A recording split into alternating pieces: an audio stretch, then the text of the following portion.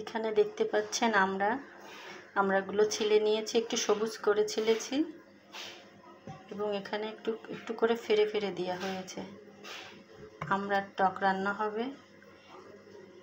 এখানে টক বলে, কেউ টক বলে, কেউ টক মিষ্টি, একটু চিনি দিয়ে হবে, নারকেলের দুধ দিয়ে এটা রান্না করা হবে।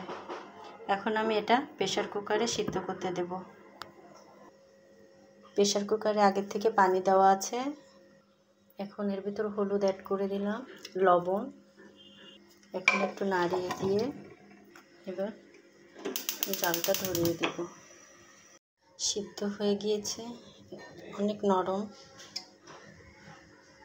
আর এখানে দুটো নারকেলের দুধ করে নেওয়া হয়েছে, এটা এখন ওর ভিতর অ্যাড করব। অ্যাড করে দিয়েছি। এবার এটা জাল দিব কিছুক্ষণ।